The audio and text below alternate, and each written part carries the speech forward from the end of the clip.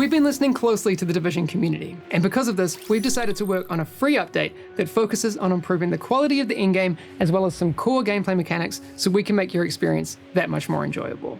After listening to your feedback, we've worked on hundreds of quality of life changes and fixes, as well as giving particular attention to the top 3 most wanted changes that will fundamentally alter the way you play the Division. Let's take a look at how we address that in Update 1.4. At its core, The Division is both a shooter and an RPG. It's a delicate balance between these two, and it's not always easy to find the exact right balance. I think we did a decent job of striking this balance in the 1 to 30 experience, but we noticed that the endgame's combination of these two elements just wasn't right. Something that we knew our community was also strongly feeling.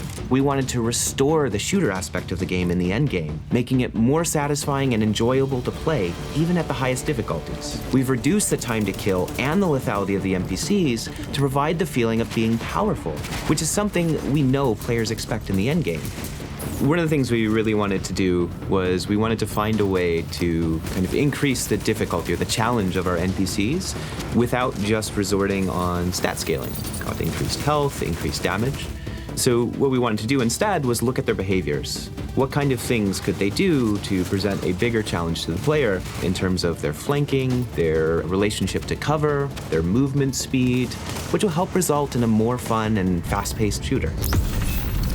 There was a huge difference before and after the level 30.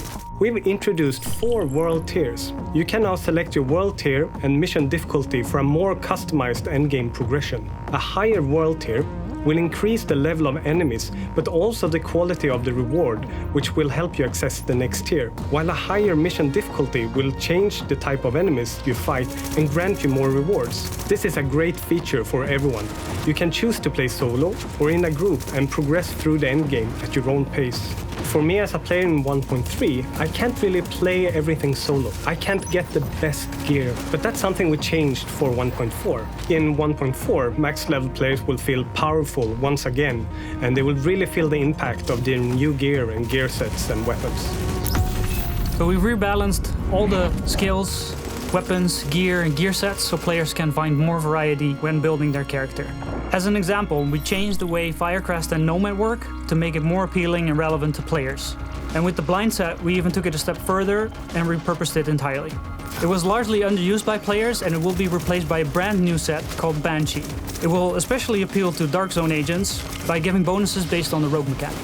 We've also rebalanced the different weapon types to encourage more variety in weapon use and therefore more gameplay styles.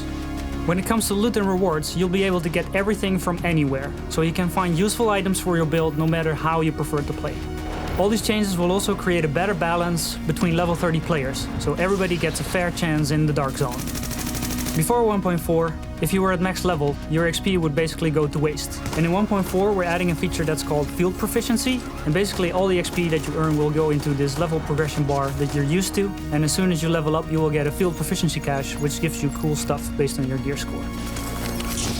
We can't wait for all of you to experience these changes and to see what awesome builds you come up with. These are just a few of the many improvements that you can expect, and we will continue to improve on the core experience of the game with Survival and Last Stand.